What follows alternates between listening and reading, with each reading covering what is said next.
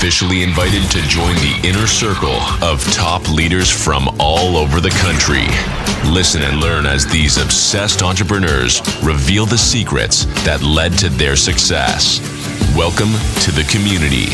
Today's episode starts now.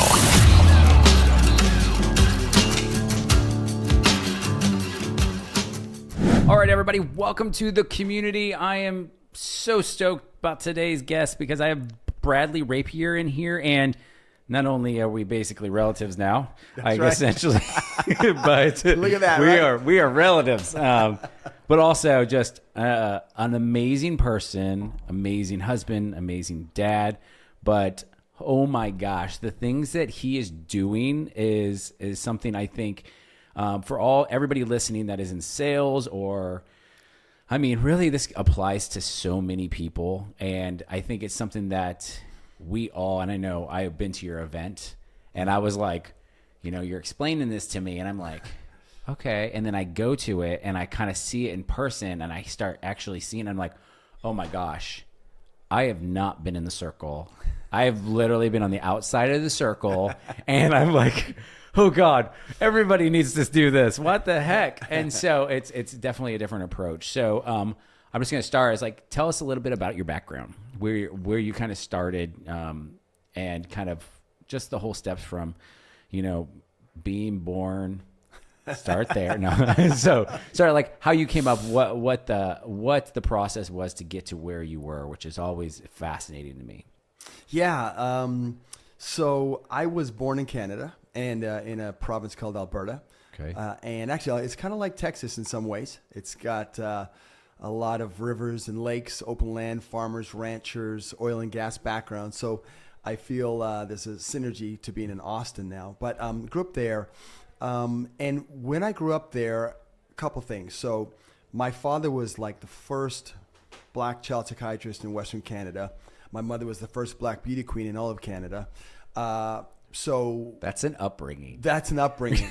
And in where we grew up, I was the only one that looked like me in my neighborhood, in my school. So it's predominantly white? Oh, yeah. There was nobody else except for my family. There was maybe in the city, maybe 5-6 families, and we all knew each other.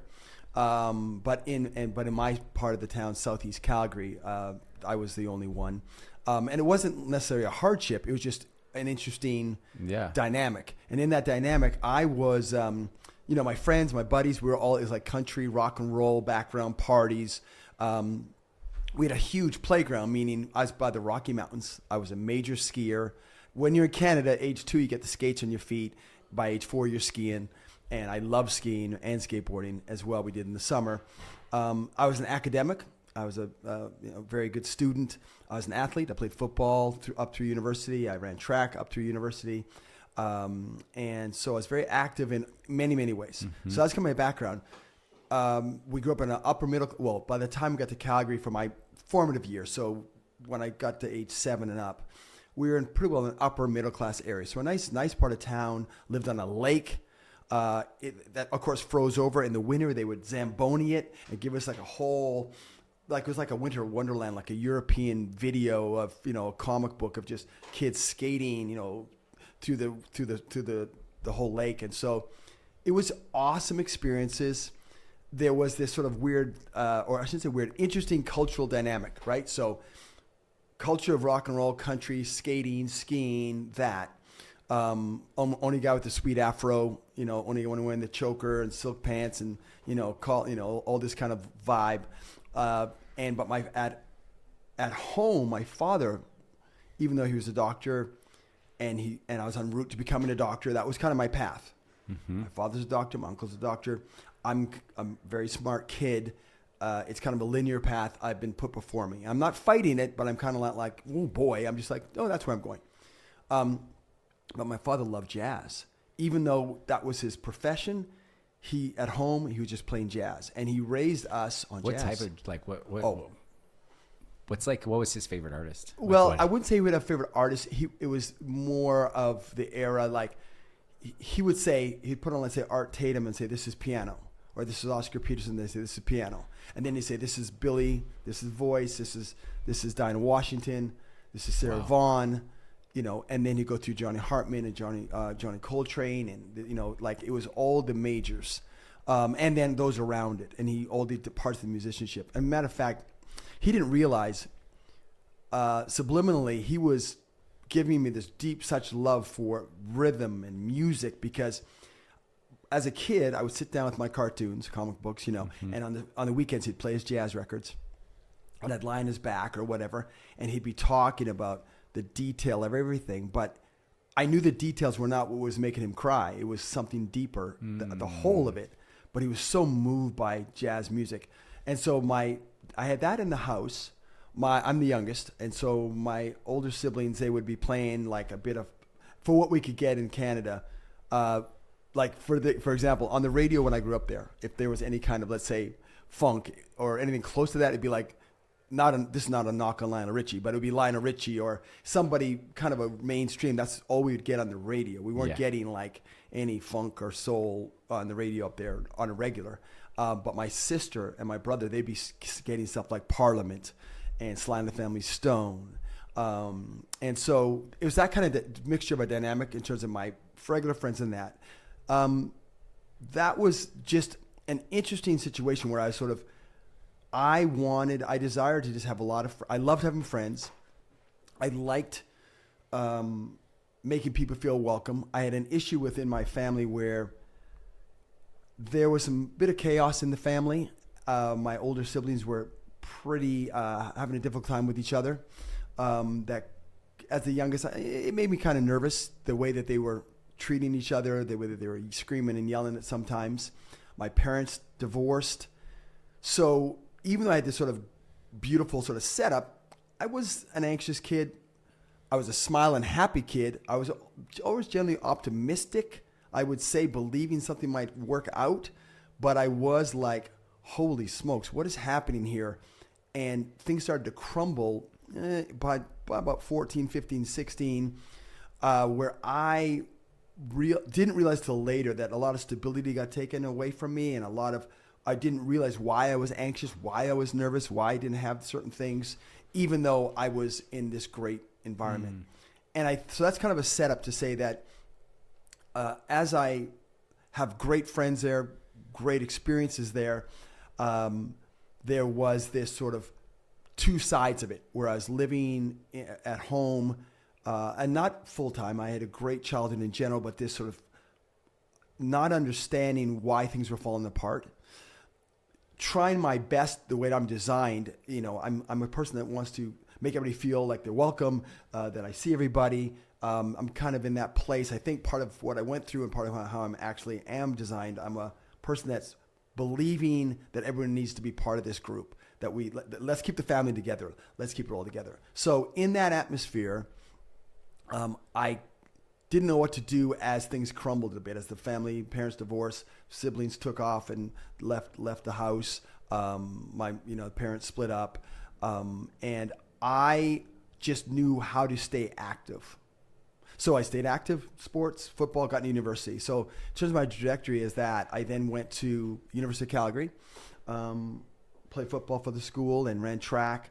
While in my second year of university, I was in the Bachelor of Science program, I'm going to be a doctor. This guy comes onto campus. And so this is when it all sort of starts to change. I had seen this guy 2 years earlier in a high school dance. I call him the dude, but his name is Colin. He's actually a very historical guy in Canada.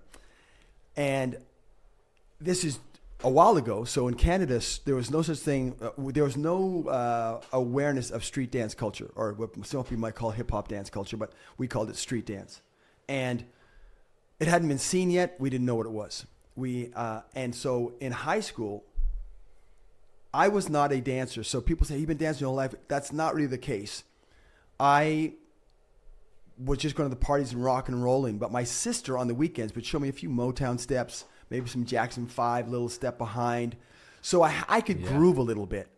And I could do that. And I liked it.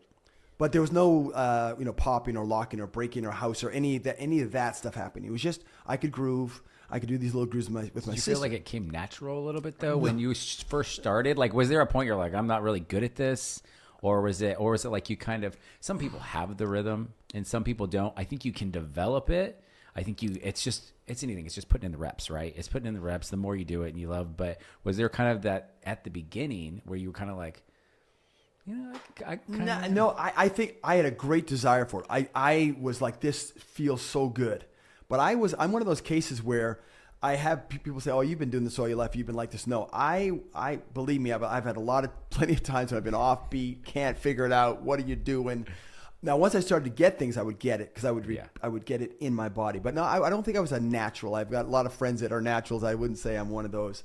And so I started to have these things at the school dances. There'd be parties, and at the parties back then, guys were trying to drink and get girls and the party stuff going on.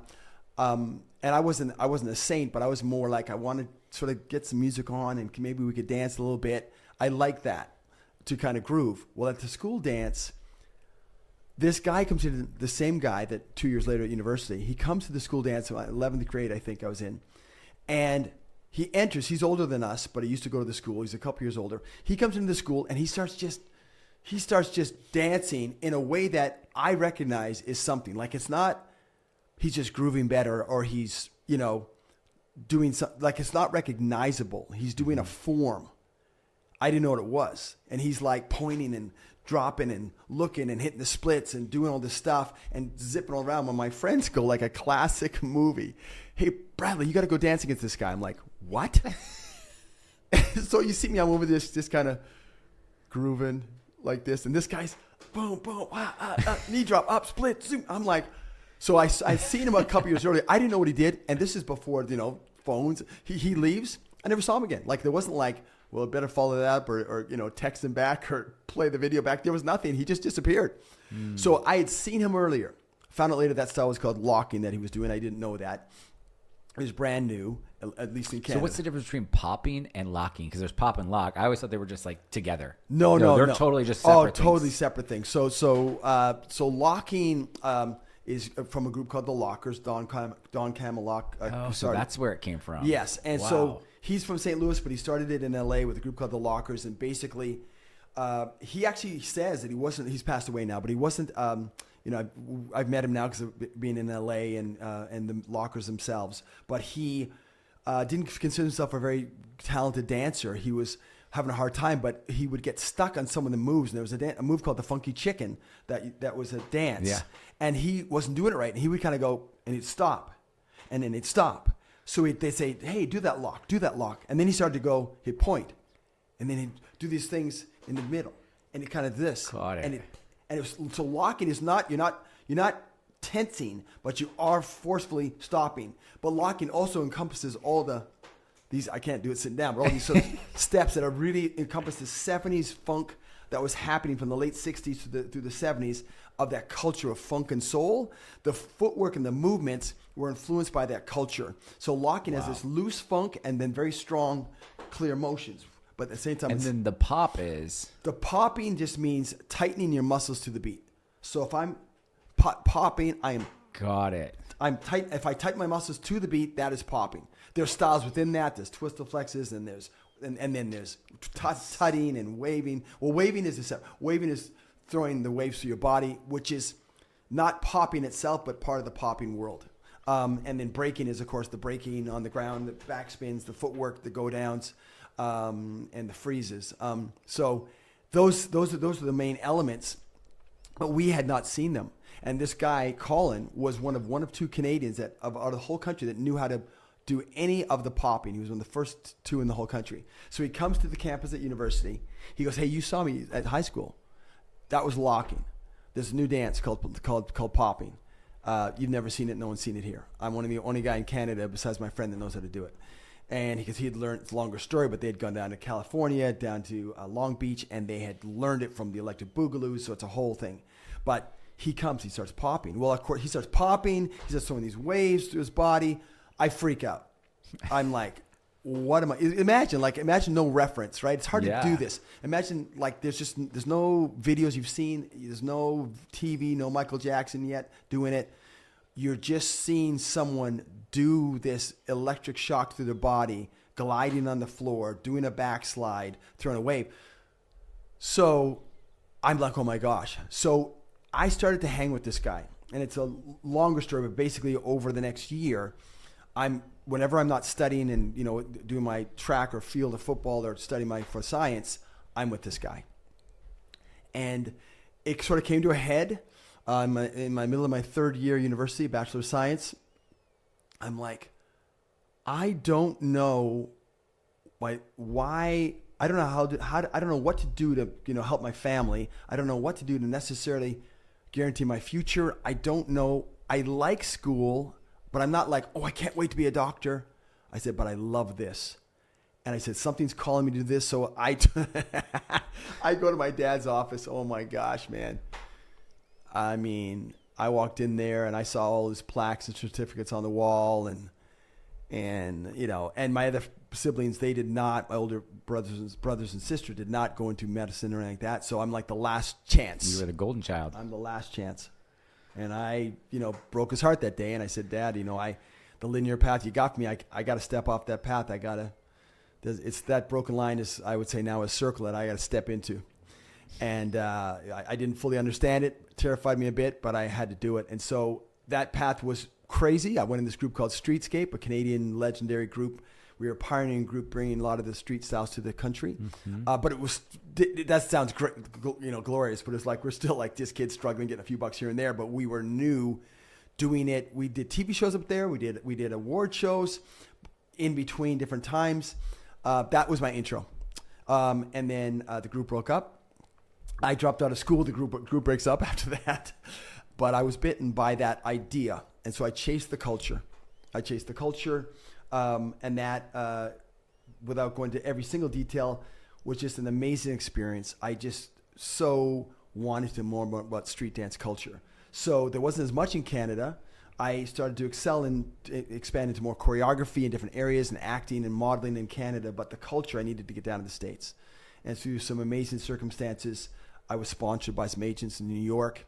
Got me to New York. I lived in New York, which was a crazy situation up in the Bronx, in my friend's aunt's attic, banging my head on the roof every morning, going to auditions. But what was crazy about New York was, even though New York is a birthplace of the dance style, breaking anyways, not a lot of the work was there. Like the work for street dancers then was like hitting on the streets. Or no, there wasn't really much else. There wasn't in Broadway. They didn't use street dancing then. There wasn't a lot. So I went down to L.A. So I got to L.A. So what year? What year was that? L.A. I got to L.A. in 90. About 1990. I got to. Is that right? 1991. No, that's not even true. So I got to L.A. the first time in 1990, and I started to work. But then I had some family things I had to deal with. I went back to Canada. I went to Vancouver, Canada. Got really established there in Vancouver for 3 years as a choreographer and a performer. But I then was still legal to be in the States. And I said, man, I got to get back to LA. I moved back to LA to stay in 94 and surrounded myself with this dance culture. And this is when it really started. I desired to be surrounded by the culture. So Joni and I, my wife and I, who I met in LA, she's from San Diego. We met in acting class, and I started a gathering. Of a weekly gathering of hip hop heads.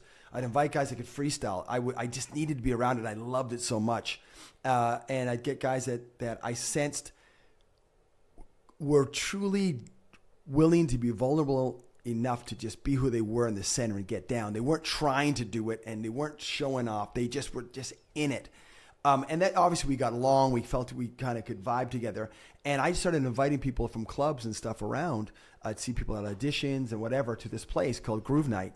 And that grew into a movement it went for 20 years. Okay. And over the early years of that, we formed the Groovaloos. And it was the melting pot within the Groove Night where people we were meeting together there, and many of those people went on to form the Jabberwockies. Some were in the Jabberwockies already, the Beat Freaks, Illuminate, a lot of different super crew, a lot of different groups were in this place working together, that we're providing this atmosphere of unity, creativity, community.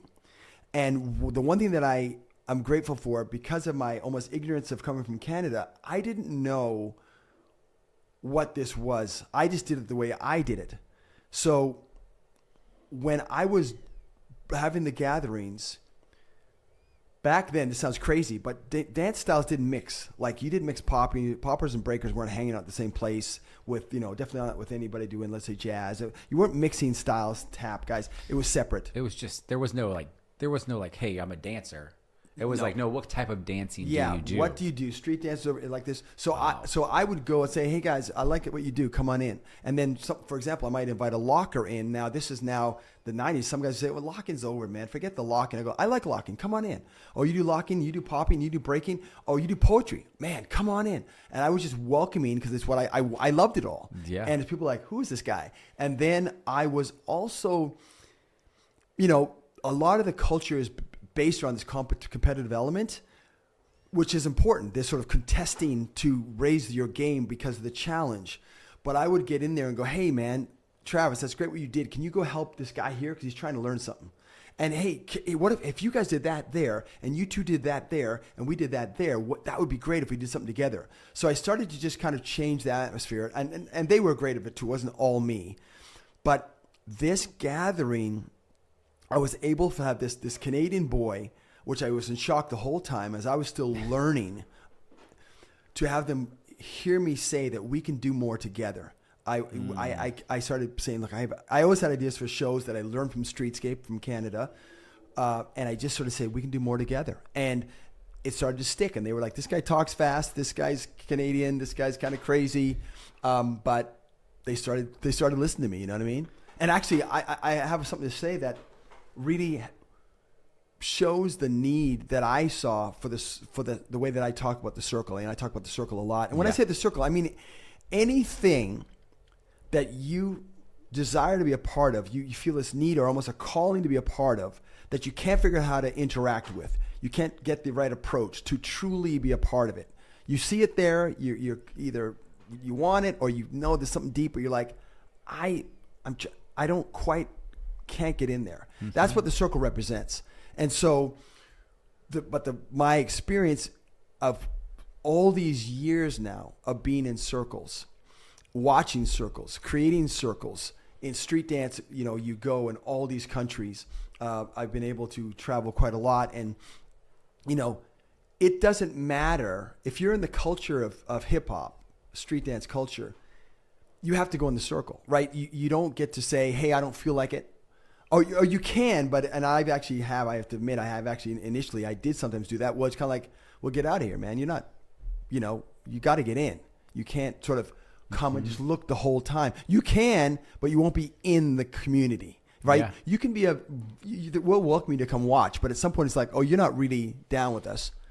Because to be down with us just means go in and show what you got. Doesn't mean you think it means all this stuff, right? That you got to prove, but it just join us. Join our culture. We do this. We get in the circle and we express ourselves through these dance things, right? And so when I first was going in all these years, I'd be in Japan, be in other countries, other languages, cultures, music I liked, music I didn't like, people that were aggressive, people that were friendly, didn't matter. Got to get in the circle. And I fought through I'll tell you this one story. When I was early in LA, gosh, this is probably 1990 when I first was going there, before the Groove Nights for the 4 years later. I walk in the club, and now I had this experience from Canada, Streetscape, but I'm still learning so much. And I'm walking in the club. It was called the Roxbury, if you can believe it, the Roxbury. It was a real club. It's a real club on Sunset Strip, man. And I'm driving, and I was, in that time, I would try and hold on to this feeling.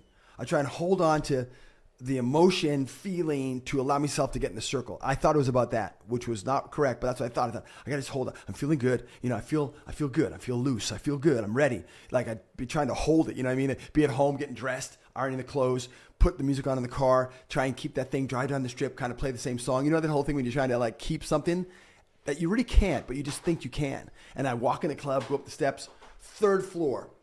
And you walk to the third floor and it'd be like all the hip hop icons would be there. All the guys from the Janet's tour and Mariah's tour and Michael's tour, and everybody's there, and the freestylers that are there were all there, and the legends, the boogaloos, just everybody's there. And you walk in there and I'd be like, okay, I'm ready to go. And the first time I went, I remember, man, it was the most painful night. I'm going up and I'm see the circle, the DJ hits that one song, that all of a sudden it's kind of magic, right? It happens, all of a sudden that one song makes the crowd pull apart, and one guy starts freestyling, that circle forms around these people.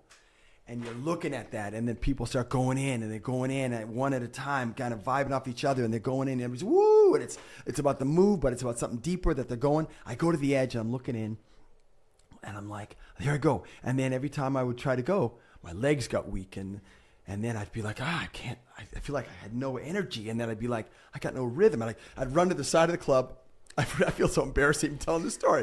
I go to the side of the club, get in the corner, start like, I got this. Like prepping, walk back, man. And I tried for hours, never went in, left just demoralized. What was so why? Do you ask yourself that why? Yeah. Why? What was, and maybe that's where this all came from. Yeah. It's like, why didn't you go in? And like, what was behind, because there's always something behind that of like, why didn't you get, whether it's fear or whether it's like, not good enough, like I like they're gonna think this of me. Like, what was it in that moment that you look back and go, that was it? Well, I'll answer that by sort of sharing because that's really the heart of it, right?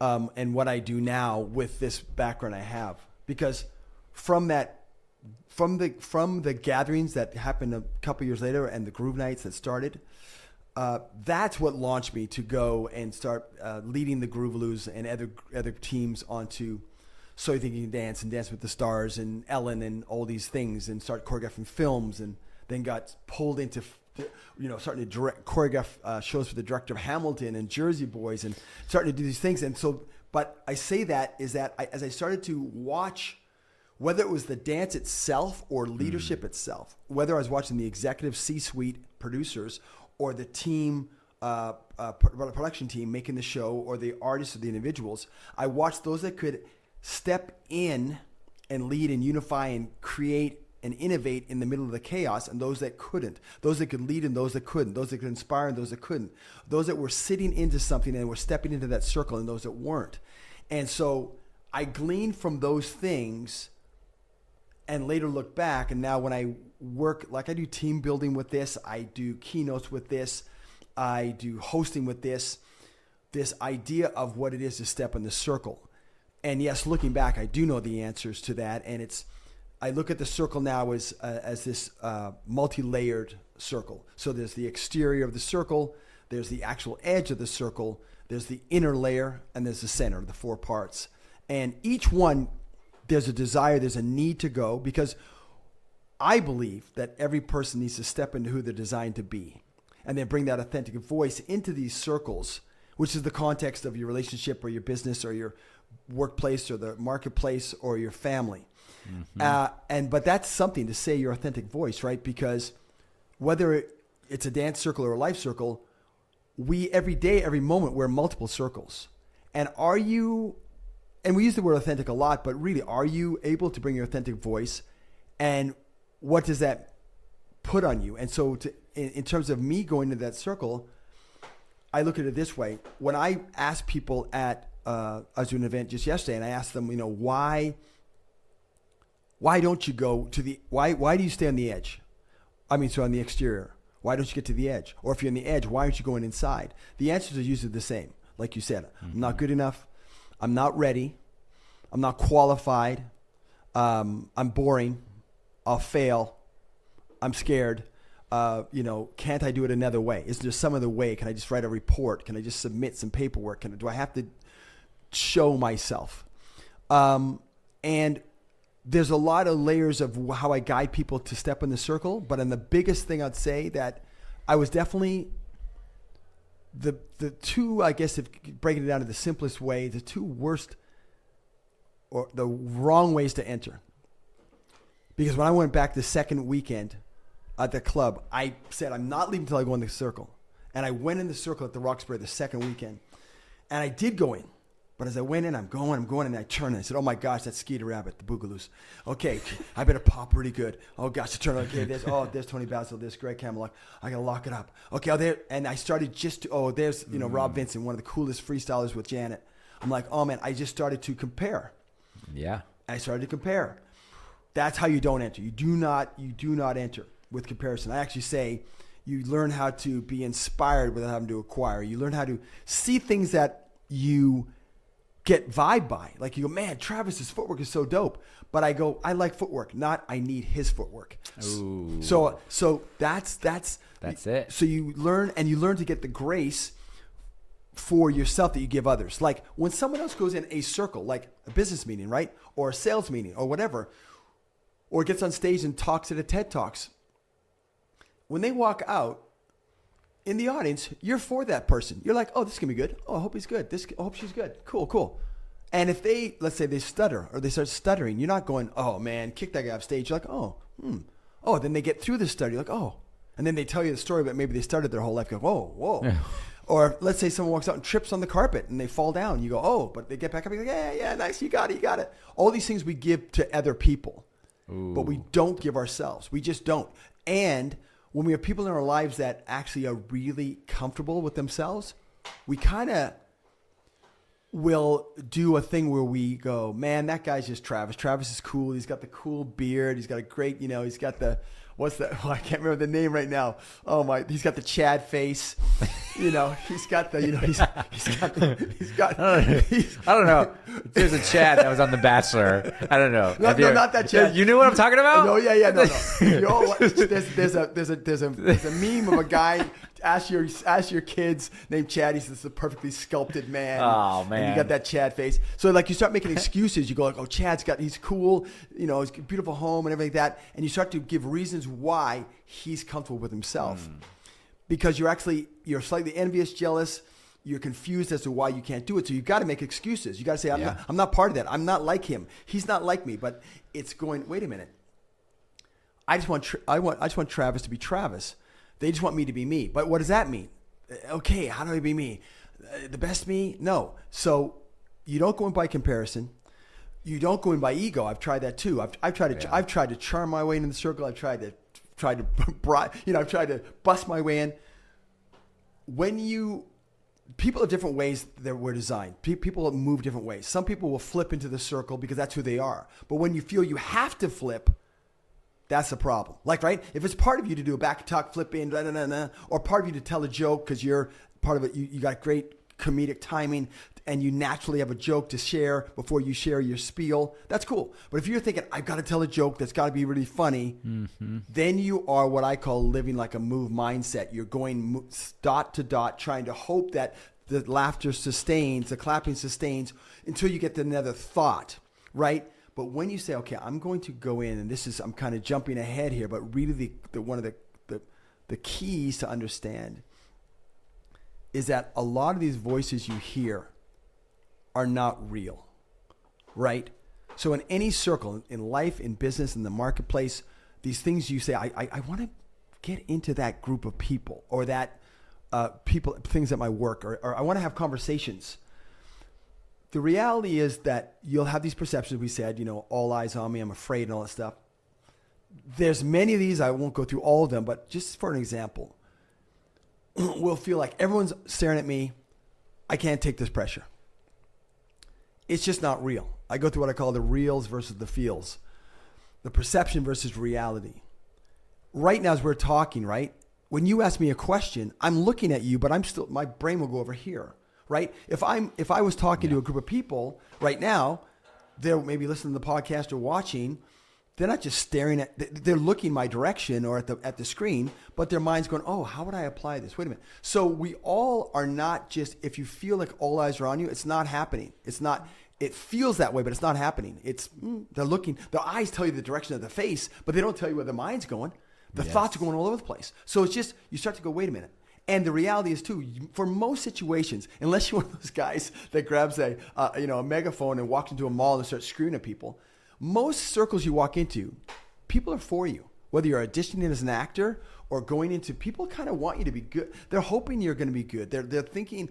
I remember many times I've been on both sides of auditions, and as a producer, I'll be like,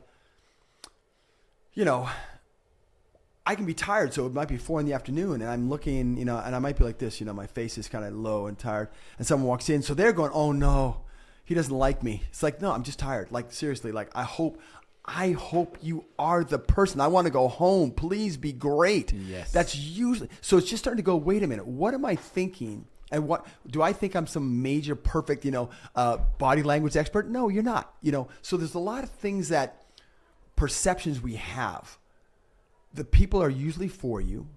The people aren't looking at you and as they stare, like if you're at a concert, for example, you might watch a musician, you might watch an artist. Now, at the end of the song, you clap, but during the music, you might be sitting there like just staring at the guitarist and just kind of be like, right? Because you're analyzing how he's playing. Well, the guitarist can say, "Oh, he doesn't like my playing because he's not smiling," right? Like we do these reverse things. So you start to now that doesn't help. You have to start to laugh now and go, "Oh, I've been thinking about these things." So, but one of the golden things I'll end that segment with this is that one of the most golden things I realized for myself is that from my background, I was looking for family. I was looking for community. My family, I won't say it was raw for me. I still had my mother and my brothers, my sister. But when our family divorced, my parents divorced, my family really exploded apart. It was very devastating for the family. And I went on a search of trying to replace that in many ways. I think that's part of why I do gatherings. My wife and I still, we do we invite people all the time. The best. Oh, thank you. The best. Like I am like, wait, they're doing something that the things that I've pulled out of just the gatherings that you guys have had are amazing. Like I love, so if it's someone's birthday and you just want to feel like an overwhelming, just good feeling, like the one thing, whether it's your son's birthday, whether it's just a friend having at their birthday party, you have people get up and they say just the most amazing things. And I don't think we hear it enough. Yeah. Like we don't hear enough. So I'm sitting there like, I'm looking over. I was like, am I the only one about ready to cry here? Like, am I? Because it's so, and it's an amazing thing that you guys have created in your family that I'm like, and I've told you that. I was like, I'm stealing that. Like if people come up, like I'm stealing. I hope everybody steals it. Yeah. It's an amazing, powerful thing that you guys have created that I'm just like, oh my gosh, why? And that's why I think you pull things from other people so much of like, that's such an awesome thing. And like, how can I use that? It's you guys, you and your whole family are our favorite, by the way. I mean, me and Jen talk about it all the time. You guys just, and our sons are now best friends. Yes, it's crazy. It is the best. It's the best. It is the best thing ever. It is like the craziest thing. Yeah. We can't, that's a whole other it's all stuff. We are actually related. That's what's crazy. We're learning that and we're actually related. And then our boys became best friends and now we're hanging out. It's just too cool. The best. No, it's the best. And I think that, anybody that is like struggling, I think we all do. And it's so funny because you'll say, oh, he's got that Chad face.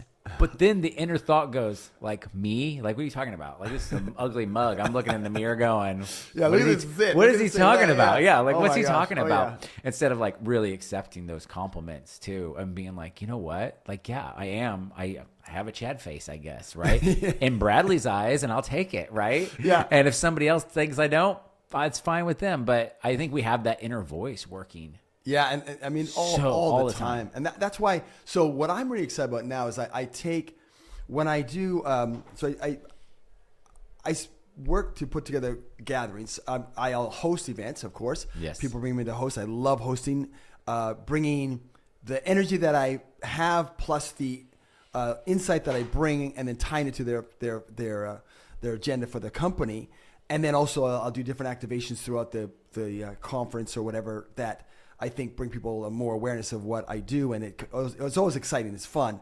But then I do some specific gatherings where I do like team building and other experiences to bring people in the idea of stepping in the circle. And what does that mean? Where I'll bring in powerful analogies from the street dance culture. So I'll bring in a dancer and a drummer and show what it means to dance on beat versus dancing with the drummer, or dancing. What does freestyle mean? And these ideas, and then translating that to how do we live life? How do you not put that in your life? And it's just so fun because it is stepping in the circle every time for me too. Like it's very alive. I love living in that tension of the circle, like stepping in where I don't know exactly what's going to happen, but I know that I will know as I go.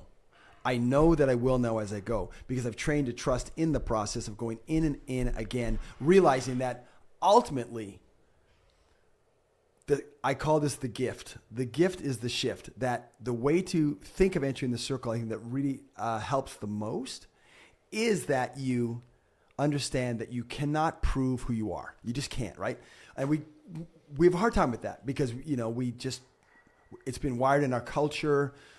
We've been told, hey, strive harder, be the best. These kind of comparison things all the time that aren't always helpful if they're not presented in the right way, right?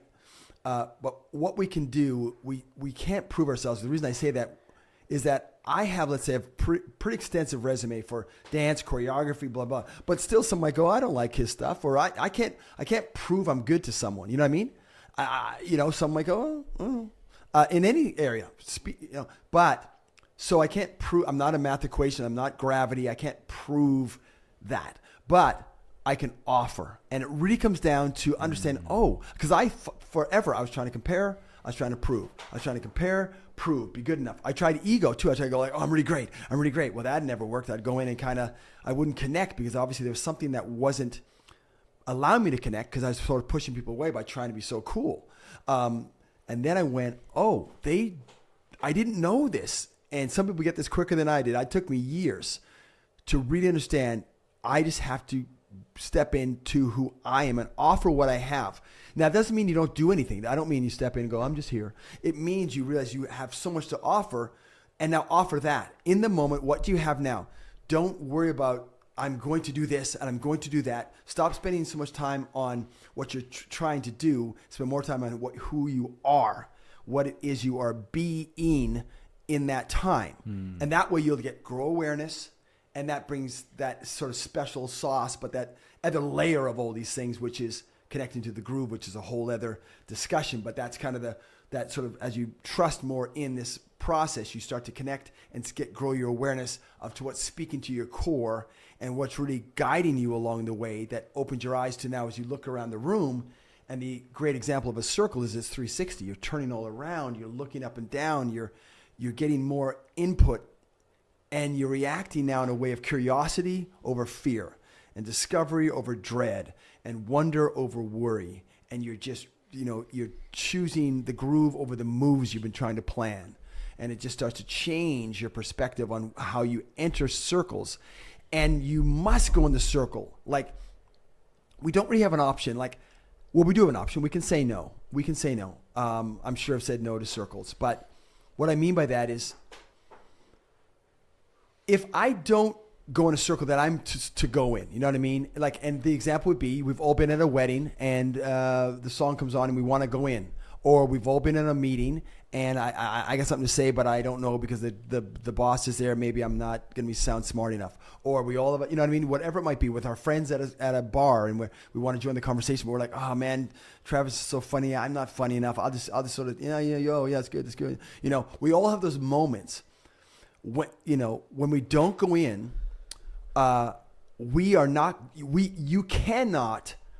you will not, I believe, step into who you're designed to be without going in the circle. If you stay on the edge of the circle, the edge is important, right? You get from the outside. The outside is where we are doubting ourselves. We're listening to the trolls and all the inner dialogue that's keeping us from even getting to the edge. Yeah. But we know we have to go, so there's ways to get there, but I'll just jump to now we're on the edge. Now we're on the edge, which is it's exciting place to be. We're like, whoa, I'm part of the team. We need the walls, the lights turned on, we need tables, we need that structure, we need the edge of the circle. But if you stay on the edge too long, your identity can be lost in the temptation to imitate. Because you will stay on that edge where you can't create, you can only imitate. And you start to imitate, meaning repeat yourself over and over again. You repeat at what other people are doing over and over again. And you can actually have a life like that. You can do that.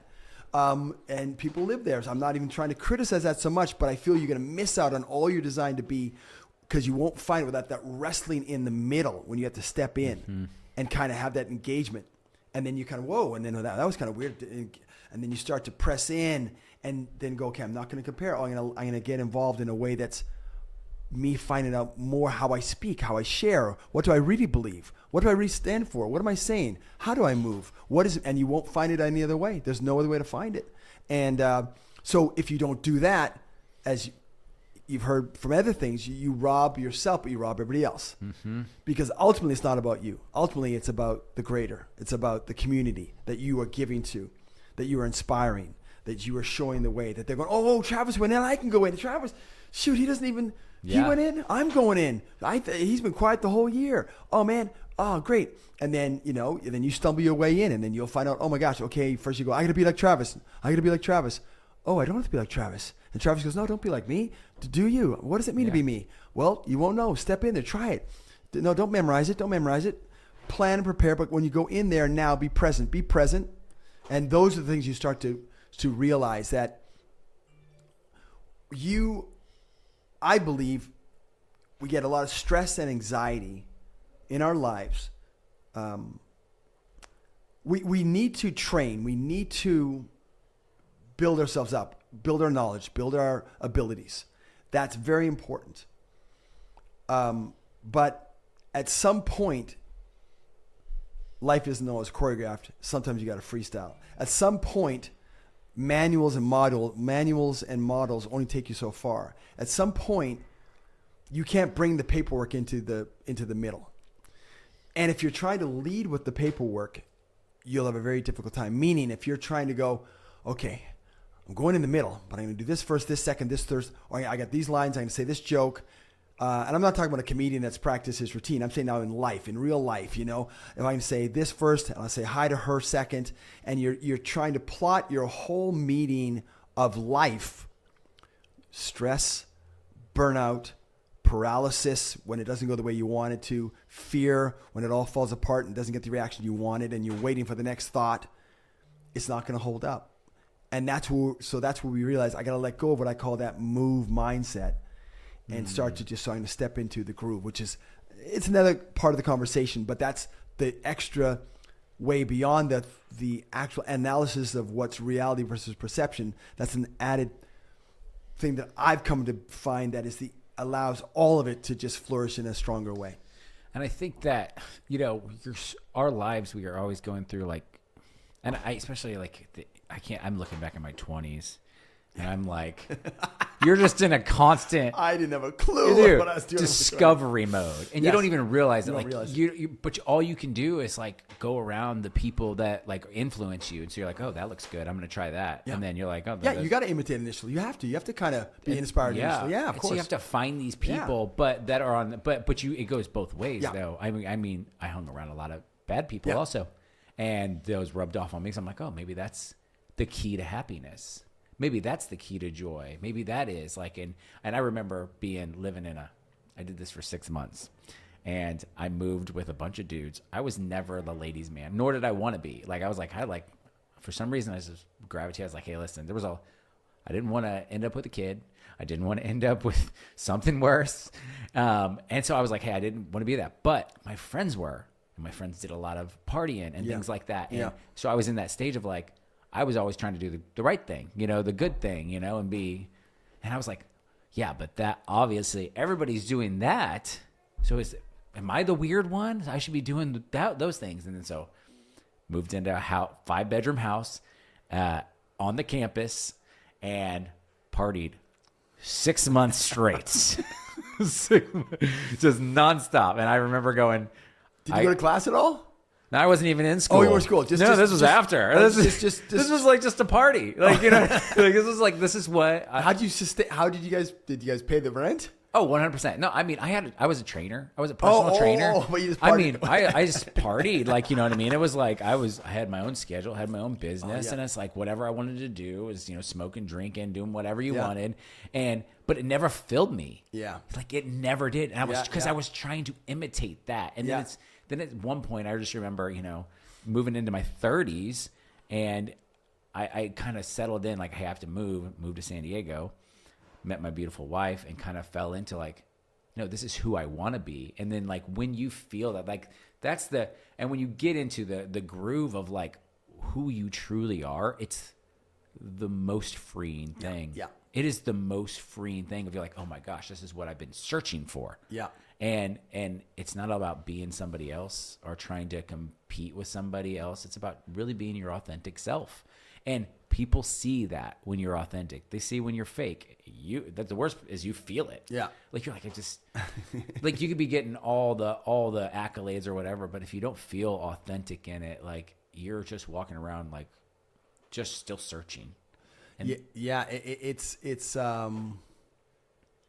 it's like one thing that I've noticed is I would go sometimes. Well, Hollywood kind of, I lived in Hollywood for 28 years, or not in Hollywood, but I was in the Hollywood industry, living in LA, and often you would go to events, and I remember when I was in that place, like that kind of mindset you just said, where I'd go and it'd just be like, okay, I'm excited to be here. Okay, I'm here now. Okay, so I should make sure I see him. I should maybe go say hi to him, and then your agent says, "Hey, go say hi to him," and you almost like checking the boxes off. Yeah. And you weren't really there. You weren't really there. And then even when I was sort of more in charge, and I was, let's say, producing or more putting the events on, I still found myself for the first earlier years, I was still looking to look like I was that producer here or that choreographer here or that person. I was missing out on actually sitting in it. You know what I mean? And because I was still in that place of, okay, I wore the right clothes.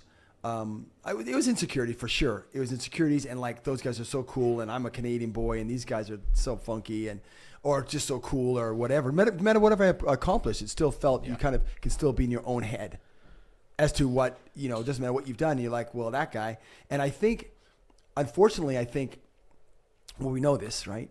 I mean, with our phones, we know like we're in a culture of comparison.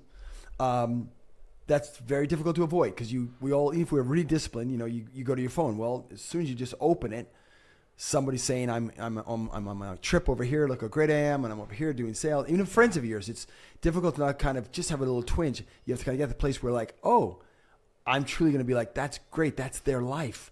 That's their life. And what I'm good with what I'm doing. But I took it to realize that I sort of train in this. I train people in this. The idea that I don't think, and I know, like I see the book on your shelf, the Good to Great, which is an amazing book, and it talks about and Built to Last and these things, and the competitive element of business, of dance, of art, it's never going to go away. And I think there's nothing wrong with that per se, but I think the approach is wrong.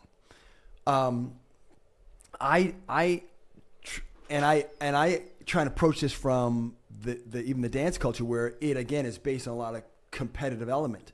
But I believe that really, even whether it's Michael Jordan or whether it's Steve Jobs, I believe even though they'll talk about their competitiveness, I think their actual gold or their ability is not the competitiveness, it's the creativity.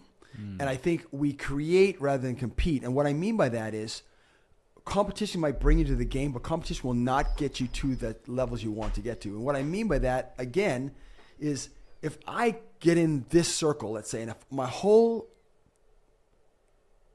motive right now is just to compete against Travis, and I'm going to be better than Travis in this talk or whatever, right? Yeah. Well, then basically I've restricted this to a answer, like a back and forth. When you go, okay, he just said something cool about that, I better think of something really cool about that. And he said, he spoke really cool.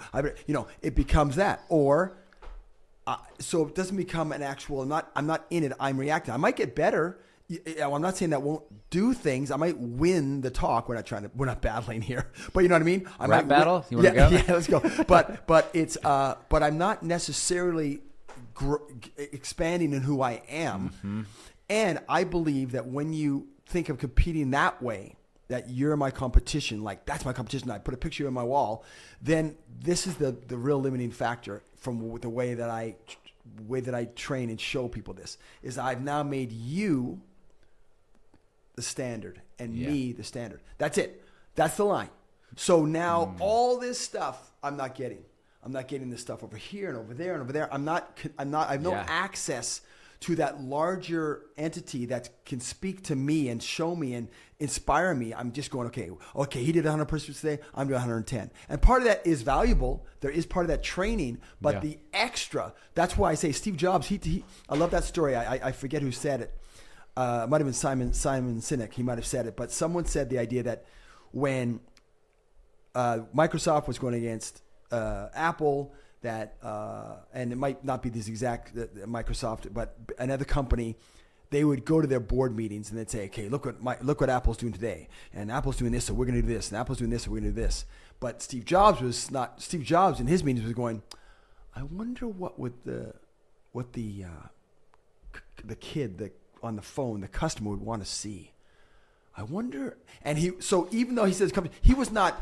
They didn't care. Yeah. He might look at some numbers, I'm sure, but the genius of it was something beyond that. I even believe Michael Jordan, he might have been like, okay, Larry Bird or whoever that was Magic Johnson, but Michael Jordan might have had his people that he was going, sure, and he's going to train harder. But believe me, he was accessing something beyond. He wasn't just saying, okay, they do this, 5, layups this way. No, they were no longer competition. They could not have been, or he would have been sort of in that place. He was so far different because he allowed himself to go, this is, he may not word it this way, but this way I try to tweak people's thoughts, that if you get stuck in the competitive element, then you're in a one-dimensional plane. It's a circle that's endless and revolving in different directions. Yeah. And so Patrick Bet-David, he has have you read his book? He's got a new book. I've not read the book, but I watch him a lot. So super great, but he's got his book. I haven't read it yet, but I know the concept of it. Which is it the five next things to do? Is that the one? No. Oh, no. No, it's called Choose Your Enemies Wisely. Okay. So it's all about, and it's a lot of Tom Brady stuff too. Okay. And it's very much. I saw his interview with Tom. Yeah. Yeah. So it's really cool because it's like he talks about choosing your enemies wisely as they can't be somebody who is equal or less than you. Like Tom Brady, when he came up, he was Mr. Irrelevant. Yeah. He was like, I'm going to prove everybody wrong. Yeah. Like that were his enemy. Yeah. And when you say enemy, it's like, what are you striving for, right? Yeah. And so after he won a Super Bowl, he can't do it again. It's like fluke, right? Yeah. Lucky. He's like, no, you're my enemy. That's what you talk about that. Then at some point, Michael Jordan was his enemy. Yeah, yeah. And he's like, well, why is Michael Jordan? He's got 6 rings. He's got 6. Yeah. I want 7. Yeah. And so it's those things that have to drive you. Yeah. But it's comparing, and I think people do this. It's like the people that are in the same spaces as you, or just friends or things like that. We're comparing things that don't matter. Yeah. Like if you're driving towards something, like I have my enemies, and we say enemies, but they're not really enemies. Yeah. They're people that I'm like, I'm coming after you because that's going to push me to be. Yeah. Could be, which isn't a different thing. I'm not comparing myself because I'm not on that. You're so much better than me. Like, go after somebody who's better than you. That's a good comparison that's going to drive you. But I think we get in the space all the time. I remember doing your seminar and going, holy crap. Bradley's going to get me in here. And if y'all don't know me and on social media, I'll tell you, you may see me. You're not going to see anything of me dancing. I'm telling you right now. About the dance. It's not. And that's what I realized. Yeah. It's about being like, this is like, it's almost your true naked self. Yeah. This is me. Yeah. And owning that. And when you can do that, you're like, oh my gosh, that's freeing. And I remember doing the line. Yeah. And I remember Joni being like, get in here. I was there. I was that guy. I was like, I'm just going to watch. I'm just a friend of Bradley. Woo, supporting you, Bradley. And he's like, no, that's not what this is about. I'm here for you. I mean, like, then Joni's like, no, you're here for you. And I'm like, oh, God. And so I'm getting in there.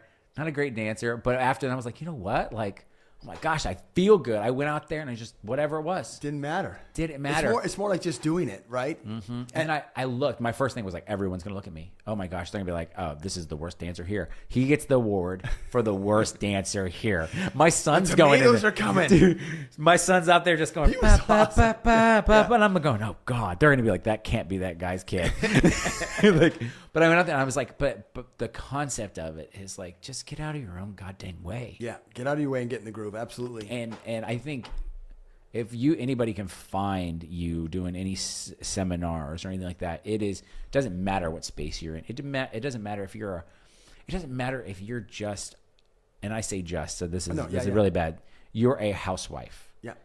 It doesn't matter. There are places in your life you're comparing to you're comparing to somebody else that's picking your kids up and being like, oh my gosh, their car. Oh my gosh, this. Oh, she's the perfect this. She makes the best cookies. I don't know what it is.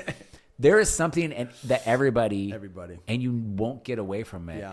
It's just being into that frequency that, what is it? Yeah.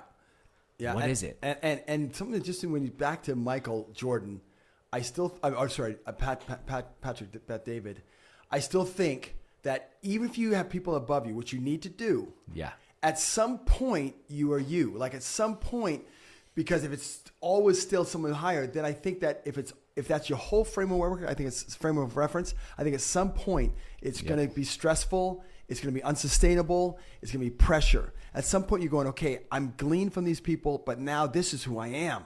And I'm going to expand that. I'm going to dig into more and more things that allow me to do that aren't even, it might be from a different field. It might not even be what I do. And something that you said maybe reminded me of this. I did another session that was more of a team building session. I had this one, he's more of an IT guy. And so he spends most of his time on computers. He actually does a bit of real estate too, but he's on computers a lot for IT. And I knew him, but so I said, hey, come on up, have you stand in the center here. And so I had him stand there, and I do a few things that I have them just tell the story. Certain things started off, so it's not feeling like, it feels like something you can step into. Yeah. And as I had him do some things around the circle and different engagement and activations doing, it was phenomenal. And he just expanded and he got more comfortable, and then he spoke on all this stuff. Well, later he said, Bradley, man, I was at his house. He goes, dude, when you called me, I was going to kill you, man. I don't like this at all. I'm so nervous about this stuff. I said, oh, but you're my buddy. He goes, I know you did that. I said, but I didn't want to. He says, man, thank you. And he said, what he said to me, which meant a lot. He said, what you did for me is you called out from my subconscious things that I did not know I was thinking that were not real. He says, you showed me ways that I had been thinking that I didn't know because they're so deep inside of me, but then you pulled them out for me to look at them and go, oh, that's garbage. Well, that's not true. That's not real. Oh. And so anyways, I that's a desire, because I think about going back to when we just started this conversation. I am so grateful for my life and my family and how I grew up, but I was an anxious, kind of nervous kid trying to be good enough to save my family, which it wasn't my responsibility, but that feeling you have, save my family, keep everybody happy, but keep my dad happy for what he wanted, keep my family together, make friends, be welcomed, in my own insecurities. And to get here now to know, wow, the whole time it was just, I had to be me. And that sounds so, almost cliche, but I had to understand what that meant. And that's all they were asking. And which that doesn't, again, just mean I'm me sitting on the couch watching TV. It means to be me, I'm getting in the circle, finding it out, but knowing as I find it out, it's okay as I stumble and move around and wrestle with it. But I'm not comparing. I'm just, okay, there it is. There it goes. And I love that. Who said this the other day? I'm going to forget. It was a great line that was something like, there's no failure unless there is some almost authoritarian figure saying who has to win. Because you're just doing. You go. Like, of course, some things affect people. But if you're getting into who you are without, I don't mean abusing people and hurting other people, but if you're kind of finding out your design, there's no way you're failing. You went, oh, that's not it. Oh, that is it. Oh, that's more of it. Oh, that is. Oh, I'm more this way. I'm more that way. Oh, okay. And that is the whole thing for us to get into the full design of who we are, and then offering that, bringing that authentic voice to the circle, understanding we need to understand why we need to go to the edge, from the exterior to the edge, why from the exterior to the inner layer. The inner layer, we have to make the choice and get off the fence. Why we have to get to the center, and then a lot more involved, but what it's like at the center, and a lot more things I like to take people into other trainings as to what the center's like, what it means now that you're there. What do you do now? And that's for another day. I think, that's what I think the community is all about too, is that I love gathering around people that, that's why I love books. Books are great because I can go try to study this, or I can just take somebody that did it and spent their life doing that, right? And it's the same thing, like the things that you've learned, and the things that so you can get in the circle yourself, but if you gather around people that have done it, they're going to help pull you in. Yeah. And when you get into that circle, like, oh, I'm here. What? Oh my God, I wouldn't have done this by myself. And then you're like, hey, it's not so bad. It's not so bad. It's not. I didn't die. I can breathe. It's actually beautiful. It is a beautiful thing that you're doing. I appreciate you being here so much, man. Thank you so I really much. do. We're probably going to do this again because I feel like you and me can talk forever. Yeah, absolutely. It's the bro. I feel like I've talked a lot. I feel like that's the biggest thing about this. I'm like, okay, we gotta dumb this down. All right, how are we gonna do this? It was crazy when you started and you went, let's start from your birth, and I was like, oh God. I hope you're still with me because that was a long answer. I feel like I could have been like, hey, let's start from last week, and it's still going to be long. It's still going to be long. I mean, we could talk forever, but I appreciate you. And if anyone wants to get a hold of you and wants to experience this or know, I know you got some projects in the work. So what are you working on right now? So right now, I do a lot of hosting, as I mentioned. Now those are a lot of times private events, private things. So if you want to have me come and host some things, just go into my website, which I don't know if you're sending links, but it's bradleyrapier.com. It's just my name. And that you can contact me to get involved in your things. And then I'll be posting what the events are. I do a thing called Groove Talks Live. That's for the community. That's what you came to. Mm-hmm. And then again, these are more private companies. Groove Talks Live is public. So if you see a posting for that, that's more where I get people, it's not a training. It's more get to know this culture, get a taste of it with a bit of the ideology behind it. And then companies also bring me in to do team building. And that, again, you can find out for that on the website. And then right now, I'm this year I'll be doing a book on groove, on Step in the Circle, I should say, Step in the Circle, and what that means, and a bit of my journey and really practical ways that I can apply to what you do. So that's kind of this. That, by the way, is the circle I'm in. Yeah. I'm in my circle right now is writing the book. That's actually the circle I'm in. It's kind of interesting for me to say that because it's a different place for me to be. To get this all down in a place. So I'm loving that process. How is that process? Is it hard? It's great. It's hard. It's hard. Have you found your groove with it yet? See what I did there? Yeah, I saw what you did. I actually am doing a two-part. I'm sort of expanding. I do a lot of talks, but I'm expanding my keynote to be a way that I see it, the way that I know it can be. Yeah. That both on a production level and the heart of it and the messaging. So I'm developing that, which is in affecting what the content of the book is.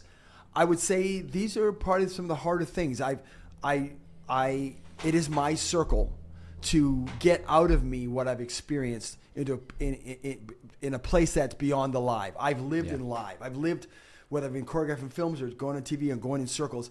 Even though they have their agendas, it's so much of it is live. I'm in front of, I got artists, I got individuals, or I'm doing a team building event. It's right in front of me. Let's go. I love that. Walking in a room, 50 people, 1,000 people. I don't know them. I'm ready to go.